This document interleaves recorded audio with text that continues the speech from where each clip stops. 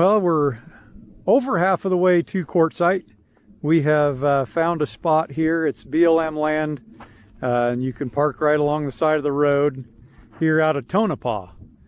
And for reference, there is the outskirts of Tonopah.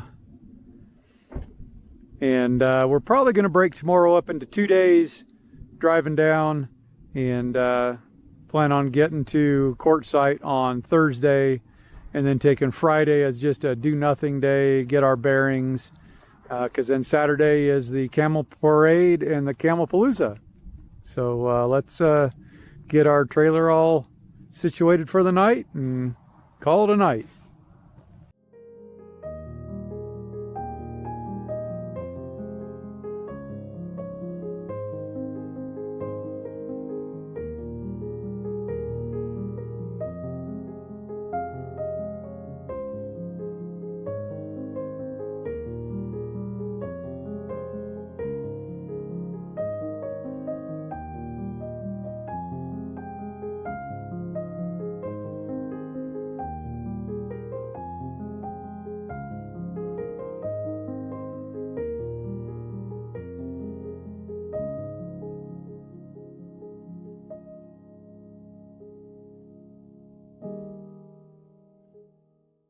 Welcome to the channel, everybody.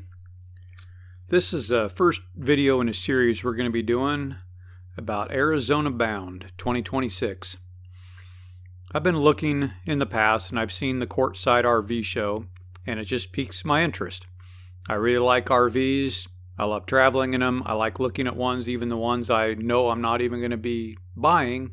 It's just interesting to me to see the different manufacturing techniques and all of that. So I enjoy RV shows. And I've seen the Quartzsite RV show advertised in the past, and I have talked to Sonja about the idea of going. She's not so big on going down to Arizona just for an RV show, but she found out through some of the research on her own is that a subject by the name of High Jolly lived and died and is buried in Quartzsite, Arizona, and his claim to fame is in the 1850s.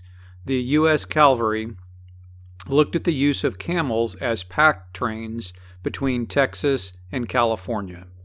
And they actually had camels shipped over to the Quartzsite area, and a gentleman, actual name was Haji Ali, I believe is how you pronounce it, but because of the difficulty of pronouncing it, he became affectionately known as High Jolly. He was one of the camel trainers that came over. There's an old movie that we've seen from way, way back called Humps. And in that movie, it portrays the cavalry actually trying camels in replacement of horses, which was not the case.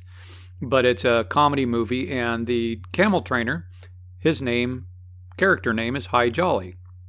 And when she found out that he actually lived in Quartzsite and is buried there, and every year they have a High Jolly parade with camels and all of that, she said, let's go. So we've been planning this, and it hasn't happened the last couple of years, and this year the plan came together, and we actually took off and headed down to Arizona to Quartzsite for the High Jolly parade, the Camel Palooza, and the Quartzsite RV show. They're only about a week apart. And we found a campground there and stayed on BLM, so it was free of charge for 14 days. And we're just going to show you around Quartzsite and show you some of the things we've done, and some of the things that we'll mention that we didn't make it to, but look interesting to do as well. And then, of course, we'll get to the Quartzsite RV show as well. So hang with us and enjoy this video and our journey down to Quartzsite, and see what we were able to find to do there, and see if this is something you'd like to do. So thanks for coming along on our journey. I hope you enjoy and have fun watching our video. Well, we have made it to Quartzsite. First time ever being here. We have made it. So this is the High Jolly campground. It is 14-day stay BLM. We have our 14-day permit, and looking forward to some time here in Quartzsite. So High Jolly Campground is a BLM dispersed parking area just to the north of Quartzsite. And it is a 14-day maximum stay limit, and you have to get a permit as you pull in. The interesting part, it is not improved at all. You can kind of tell where the quote road is just by it being packed down by traffic over and over again. But you literally just drive out here into the desert. There's limits, there's posts out along the edge. They limit your camping to a specific area, not just anywhere out there. So you have to stay within the boundaries. But then you just literally find a place to park and pull over. And it's interesting to us that you have very expensive, there's probably $500,000 or more motorhomes out there with really nice toads behind them, and everything from people tenting it out there out of a vehicle and everything in between. It's just kind of crazy the diversity of the RVs out here. But there's campfire rings. A lot of people were going into town and buying firewood. There was a place in town to buy it. And it was interesting because some people obviously were groups and circled the wagons and had their fun out there. So one of the things with High Jolly Campground and several of the other BLM camping sites, as you could probably tell, is it's all no hookups whatsoever. It's all just boondocking. And of course, there's High Jolly, there's Palooza Road that's north of High Jolly, there's the LVTA, the long-term visitor areas south of town. And you have to find those necessities for your RV living, such as dumping your tanks, filling up your fresh water, filling your propane, all of that. And we found this place. It's nice and quick from our campground, just a couple miles down the road, and you've got dump sites, you've got water fill, you've got it all right there handy, which makes it nice. And the nice part is this is not the only one in the community. There's several areas that allow for dumping.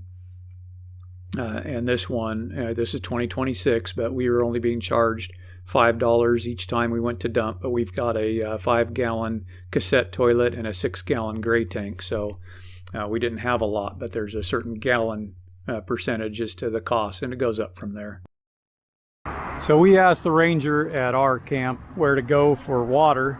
This is where he directed us off of Cherokee. And it's really nice. It's got a water and ice dispenser over here. You've got propane that the lines are for today, and the dump. Those are things we've used before. And then today we noticed here in the back there are fresh water hoses to fill up your RV. So there's fill stations for filling up your RV with a fresh water tank as well. So this spot covers everything. This is the game store at Tyson Wells. We're going to go in and take a look at that. The Tyson Wells game store was something that was on our list of things to see. We've watched other previous YouTubers come here, and it just looked interesting to us. I'm not super into board games. I get a little too competitive and kind of ruin it for everybody, so I don't do a lot of it, but they're a lot of fun to play. It's amazing how many different styles of games they had. They had, I don't know how many different versions of Monopoly there. I know my son-in-law would go crazy in this store. It was a really neat store, and it was actually fun to be there in person versus watching other YouTubers being there. But cool store. Another thing that Quartzsite is really well known for is their rocks. Ironically, a couple of the different booths we went to look at some of the stones and gems and rocks they had there were from out of state, but Quartzsite is known for their rocks. And really cool to see some of these displays. Sonja is really, really into rocks, along with my youngest grandson. He's just really into that geological stuff. So it was really cool to see, and they are fascinating to look at. Well, hopefully the wind noise won't be too bad. We are here in the High Jolly Cemetery in Quartzsite. So for those that aren't aware, the U.S. Cavalry back in the 1850s looked at the use of camels for cargo carrying over the mountains. And when the camels came, they came with a trainer from the Ottoman Empire named Haji Ali. And because of the difficulty folks here had pronouncing his name, he became known as High Jolly. And if you ever watch the movie Humps, which is totally fictitious, the name of the camel trainer in that movie is also High Jolly. Well, Sonja was ecstatic to find out he was a real person, and she found out he was buried here. And I've always wanted to come for the RV show. She wasn't all that big on the RV show idea, but when she found out they have a High Jolly parade and that High Jolly's buried here, she decided she needed to come too. And this is High Jolly's grave.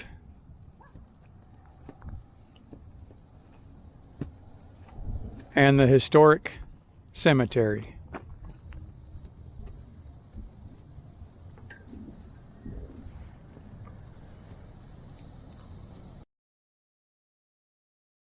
One of the things we did when we got to Quartzsite is we went to the Chamber of Commerce, to the visitor center, just to find out what there was to do around town. One of the things that the very, very nice lady there at the visitor center gave us information on is the Quartzsite Camel Tour. So Quartzsite has really clung to their camel history, and rightfully so. I mean, the Army had them in the area. One of the trainers, High Jolly, lived there and died there. Some of the camels from the experiment were released out into the wild to the desert of Arizona and lived around here.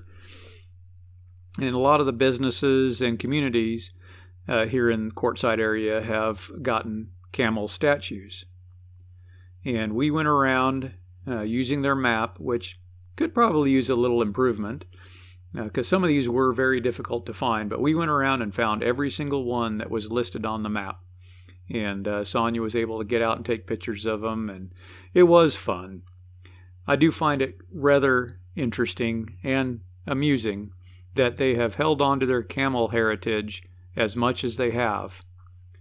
And we found out that the camels that were used in the camel parade, which we'll have footage of that here as well, were from California, and the camels that they had in a riding arena, that if you wanted to pay the fee to ride, you could go ride a camel, those were from Oregon. So ironically, in this Arizona desert town that really makes a big thing of their camels, they do not have any local live camels. And I found that very humorous. But we really enjoyed running around town and finding all these different camel statues. And I know it's corny. I know that there's some that probably would not find this very interesting, but we found it interesting. Some of them were just fiberglass camel statues, very realistic looking. Others were very intriguing pieces of art, like this one out in front of the bank that had various junk pieces welded together into the shape of a camel, like the one in an earlier shot that was made out of wheels. When you got up there and looked further at the legs were like drive shafts and other car parts. So it was interesting, and it was fun to go see them. And I noticed you probably saw the donkey there. We went by the restaurant that he was in front of, and I just had to add him along with this world's biggest built. So this is the remains of the old Hagley store. This was a general merchandise store in Quartzsite. It was built by Anton Hagley in 1893. And this is the remains of that original general store. Interestingly, Anton had a son that was born a year after he built that store, George. George was born at Tyson Wells at Quartzsite, and after that he joined the 144th Infantry of the U.S. Army, serving during World War I. And after he got out of the Army, he came back to Quartzsite and homesteaded 80 acres in the Quartzsite Valley. In 1946, George became a Justice of the Peace and became known as the marrying judge, officiating over 43,000 weddings. And he spent his entire life pretty much there at Quartzsite and passed away in 1977 at age 83. I find history like this really fascinating, and it's kind of neat to see the community trying to save what's left of the old Hagley store, especially since, the family has that much history. His dad building the store, him being born there at Tyson Wells stage station, and becoming the marrying judge, and this is stuff that High Jolly would have been around. And so this is the actual museum for the Tyson Wells stage station. It's done by the Historical Society there in Quartzsite. And we went in and checked the museum out. It's a really nicely put together museum, a lot of local information about the families and the communities from Quartzsite, and had a lot of really neat exhibits to look at.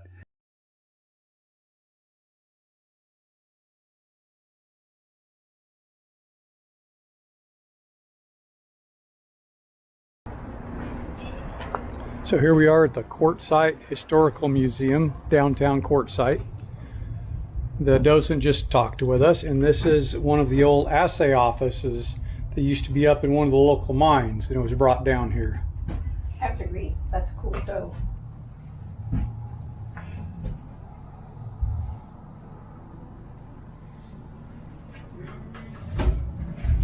There's some old buildings, or an old stage stop, so we'll walk around and check this place out.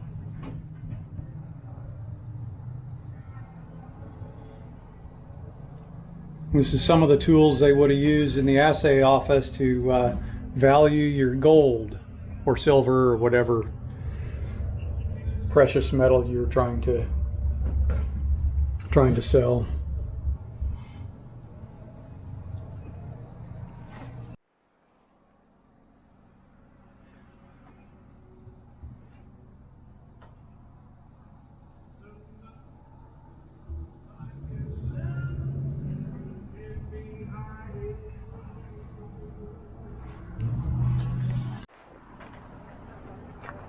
He also said this is the remains of an old Conestoga wagon.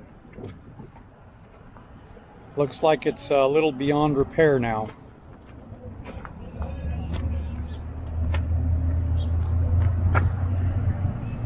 Okay, way beyond repair.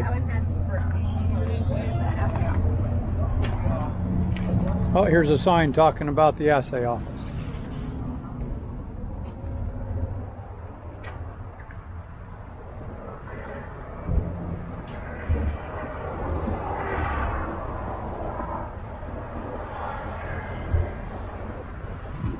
And different examples of barbed wire.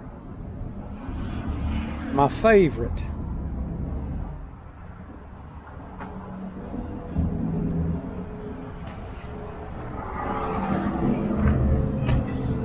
We're going to meander on over here. This is the remains of an old cactus that had like lots and lots of arms on it.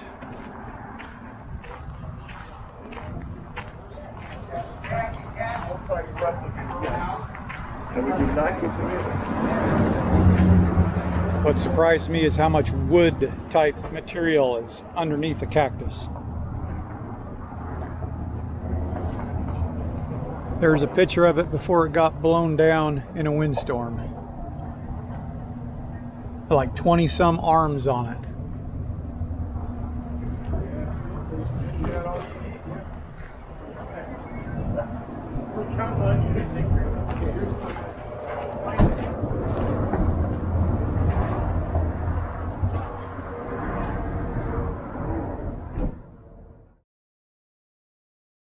So as you go around back behind some of the buildings there at the museum, there's this rock house village. There was a gentleman that did all of this on his own. It sounds like it took him 8 full years to build all these structures. He did his best to build them to scale. And then later on, the entire collection was donated to the museum. Really neat looking village. The amount of time just to build each individual one is just kind of mind-boggling. And even the work on getting the rocks on the roof to be a different color than the rocks on the wall, and just all of that. I like that attention to detail, and just a neat little village to walk around and look at. I don't know if that's supposed to be like to scale of buildings that were in Quartzsite or not, but it was a lot of fun to look at, and we enjoyed it. And I just, doing my own little DIY stuff, I know that stuff looks like it shouldn't take much time, but it does. And then this here is some of the original adobe walls from the stage station. The nicer looking walls in the back were replica walls that were put up later on, but the ones in the back that are not much of walls left, those are original. And then we went into the main museum itself, and it's really, again, I was really impressed with the amount of information, pictures, and exhibits they had on display of the area and the history. It was a lot of fun to look through. One of the things I really liked about this was when you get inside the building, you can see the original adobe walls of the original stage station. And the stage station also became part of it became the post office. And if I remember correctly, the original stage station for Quartzsite was built in 1866. So to have some of the buildings still standing in and of itself is quite a miracle. I mean, you can see the original adobe walls.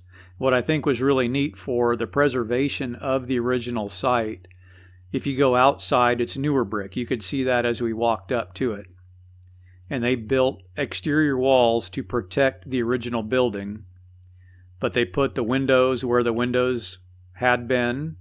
They put the doors where the doors had been, so as you walk around, you can still look out the original windows out of new wall window frames. So they built basically an entire structure duplicating it, but it's separated. It's not touching the original walls, but you're actually inside the old original stage station and post office.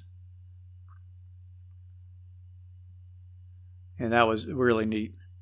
One of the things also, you'll see here in a minute, so that room that I'm going to walk to right now, that is what had been the post office. And when I zoom up and look at the ceiling, those are woody strands taken from cactus. Yeah, I'm still, as we saw from that multi-armed cactus outside, I'm still amazed at the wood-like structures inside cactus. But I mean, it makes sense. It's kind of a tree, and you can pull those out, dry them out, and then you've got decent support for the building, for the ceiling. But again, it was just really neat to see the amount of effort they put into all the displays, and just the quality of the exhibits, and just seeing what they did to preserve the history was just really neat. If you're in the area, go to the Tyson Wells Stagecoach Museum at the Historical Society there in Quartzsite. It was definitely worth it. I am back to work on my camel bag. I have my camel all embroidered. I'm very happy with how he turned out. And this is going to be the inside of the flap. That, of course, is going to be the outside of the flap. I have interfacing on the outside of the flap, but I decided it's not really stiff enough. I want it to have a little bit more body, so I have a piece of fusible fleece that I'm going to fuse on there. And I need to press my camel, and then I'm going to stitch those together and start getting hardware in there and start getting it put together. So next step is pressing. Let's see if I can do this one-handed.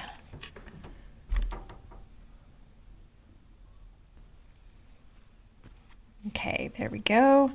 And I have that basically cut out so that it's not going to be in the seam allowance, except for maybe that little bit there, so that I don't add extra bulk. I have to be really careful pressing him because I don't want to squish the embroidery. Just kind of want to go around him.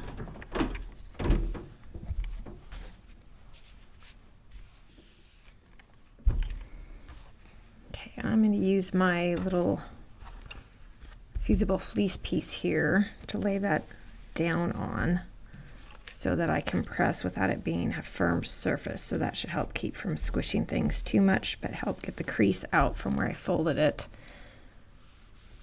when I had it working, was working on it.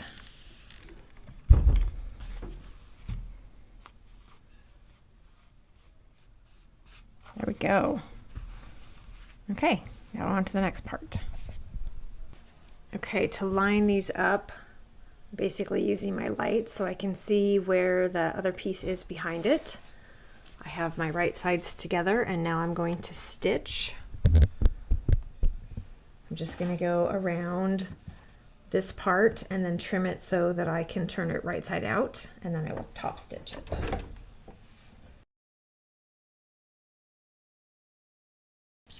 Okay, now I'm just going to trim around this. I'm already seeing one thing. If I did this again, I would do just a smidge different. I suspect that the size of SF101 here that I used for the backing was the finished size that I wanted, so I should have made my inside piece slightly larger. So this flap may be a little bit small. But I guess we'll find out. I'm going to get this cut.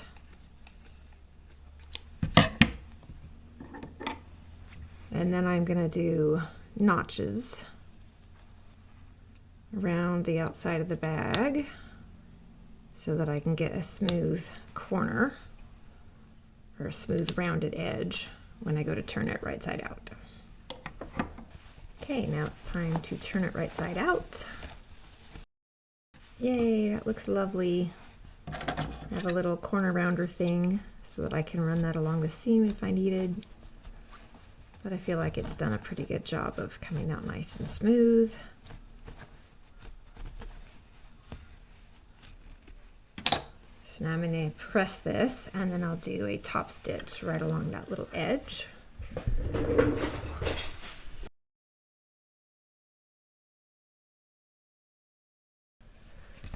Okay, I'm going to top stitch. Okay, I just realized I have gray thread in here still, which is fine for putting it together, but I want a cream color thread for this. So now I'm going to take these stitches out. Okay, now I have the right color of thread in, so I can top stitch.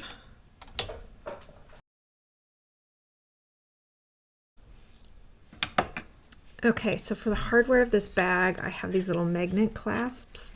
Never used these before, and they didn't really come with any instructions. It's just a bag full of pieces. If I remember right, when I ordered it on Amazon, there was a little tiny video that was about 5 seconds long that wasn't particularly helpful. I mean, it's pretty self-explanatory. This goes over this, and then you fold it out. The tricky part is trying to figure out where, like, I was hoping that this would just push through the fabric like this, but it might if you manage to get it just right, but especially with interfacing and stuff on there, that's not going to do that. So I'm going to have to cut this. So what I've done is I marked the center, and I'm just kind of pushing down, and I'm going to make little marks where the little feet were at. And then I guess I'm going to have to make a little slit with a pair of scissors so that I can get that to go through there. This obviously would have been easier if I'd done it before I put these two together, but I wasn't sure exactly where it was going to be. So I just need to make a little cut now. I wonder if I could use my seam ripper. No, let's not use the seam ripper. See which pair of scissors here is going to be what I want. I like to do this without stabbing myself if possible. Okay, let's take these. Let's fold that in half. And make a little tiny cut. And let's do the same thing there. Fold that in half and make a little tiny cut. So now, will that be enough to help it go in? Yes, it will. So that piece goes in. The little washer thingy goes over it. And let's see. Let's have something kind of soft to set this on. And I'm thinking I need my little tiny hammer. Ow! And not get my fingers. Oh, I just had one other thought. I was also going to put a little piece of extra stiff interfacing on that so that it had a little bit more support, but to think about that and see if I think it needs it. Anyway, that's how that goes on. So that is ready, and then this piece will be for the actual main part of the bag. I'll have to figure out where exactly that's going to go and get that lined up. Okay, the next part that I need to do, set this aside for a moment, is I need to work on making a strap and the little tabs to hold the strap. So for this, I just did 2 inches wide, folded it in the middle, folded each of the ends in because I don't like making a skinny thing and having to turn it. I think that's really annoying, and this is very simple. So I will top stitch along that on both sides, and then I will just cut it in half, and then that will be the tab that sticks out the side of the bag. And then for the strap, I'm going to make it adjustable, so I want it long enough that it can be kind of like crossbody, but short enough you can use it as a shoulder bag if you want to. So I am using a length, I just did whatever the length of the fabric I had was. It's somewhere around 24 inches, I think. And I'm doing 2 of them, putting them together. So it'll be whatever measurement it is. So I'm going to stitch that together, and then I'm going to do the same thing. I'm going to fold this in half, fold each of those in, and then stitch it. When I get it stitched together and start to fold it in half, then I'm going to decide whether I think I need to put interfacing or fusible fleece or something in there to also give it some more structure and body, or whether it's good as it is, because this is kind of a heavyweight fabric. It's like a upholstery fabric. I had at one point been given, somehow I got a hold of a kind of a sample booklet of different upholstery fabrics, and that's where this actually came from.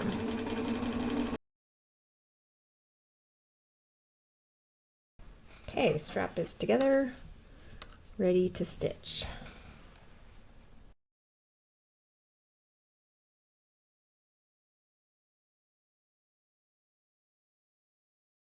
Okay, I have found in my bag hardware stuff, I do not have what I thought I had, so it's just before Christmas, and I'm not planning on going to the store right now when everything's crazy, so I'm going to make do with what I have. It would be nice to have a swivel and that has a flat side like this that's the right size, but I don't have one, and I do have this, so I'm going to use that. And for a slider, I'm going to use this black plastic one, and I'm going to make it do. If I don't like it later, I can always redo it when I have time to go shop for some other hardware stuff. So in the meantime, we're just going to make it work. So I won't need any of this stuff. I need a couple of these.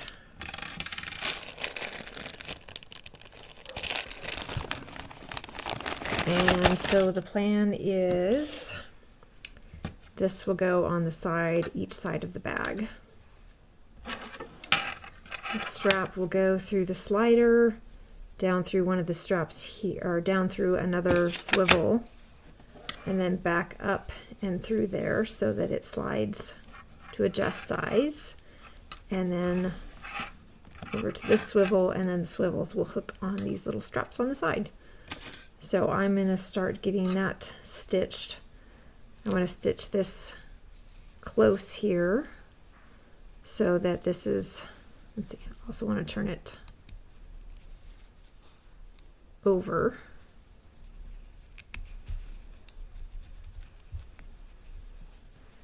So that when I stitch it down, it makes it finished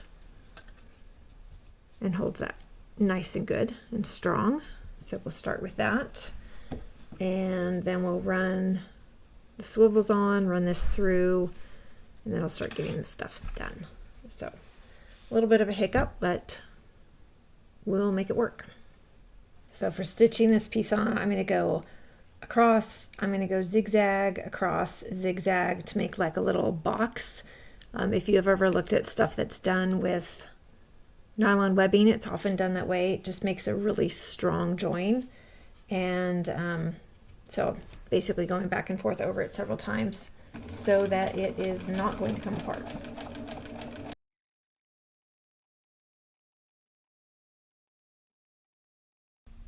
Okay, so that is going to be good and sturdy. I just need to get those ends off of there. And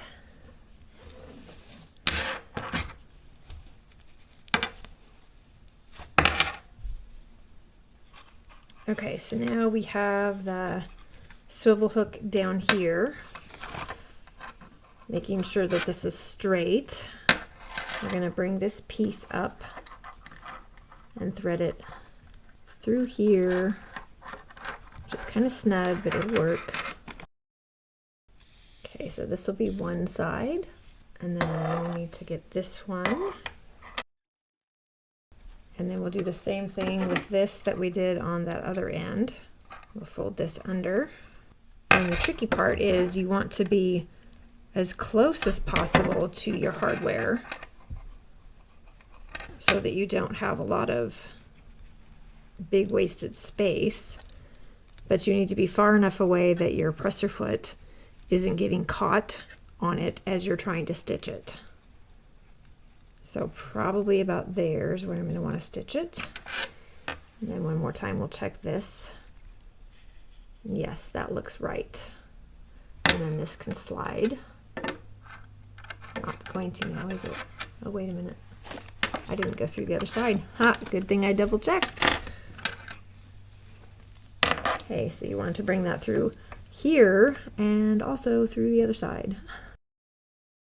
I wonder if I should change that and do a metal one. This seems to be, there's like little teeth there. And it is catching on this. So this is, it will slide, but not easily. But since I don't expect I will be adjusting it much, I'm not going to worry about that. I figure I will get it to where I'm probably going to use it most of the time and leave it. But I do know that it is adjustable. it's just kind of a hassle to adjust. Okay, so now let's bring this back through here. And then we can stitch that one and we should be good.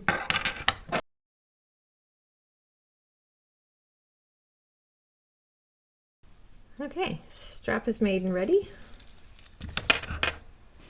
I stitched my flap to the back of my bag, and now I have, oh, and also to the front. Stitched my lining to both of those, and now I have pulled it out this way and I have it pinned, and I'm going to stitch around, leaving an opening up here in the lining. I did have a cotton fabric, but my mom had this lining fabric, so hopefully this will work really well.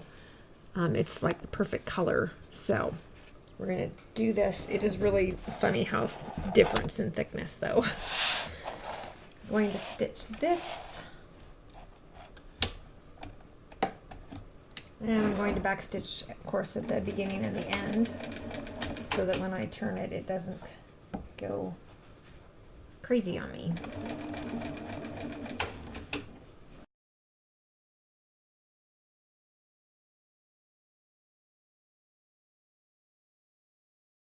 And now it's time to turn it right side out.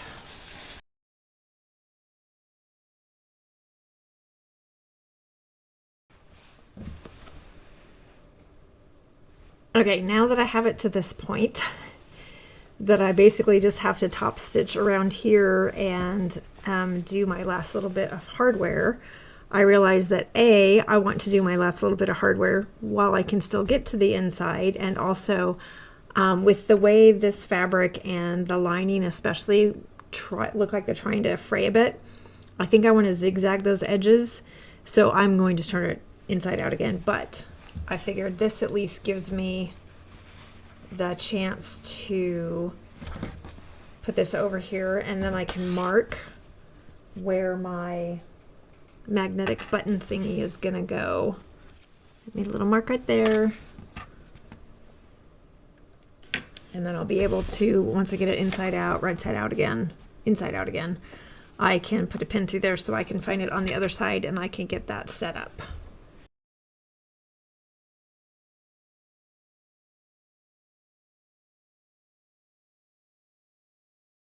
Okay, I turned it inside out again.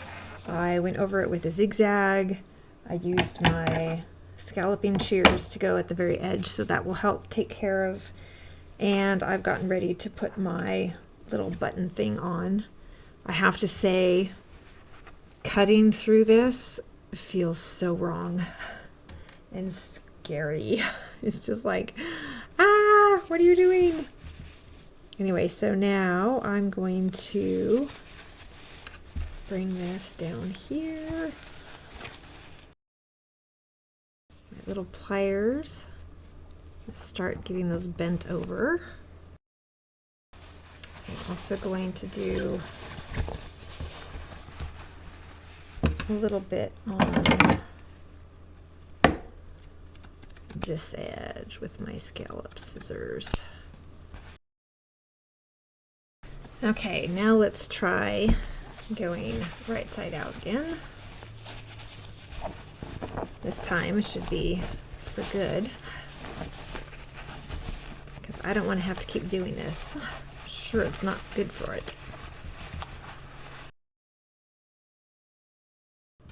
Okay, so I need to close up the little opening here, and then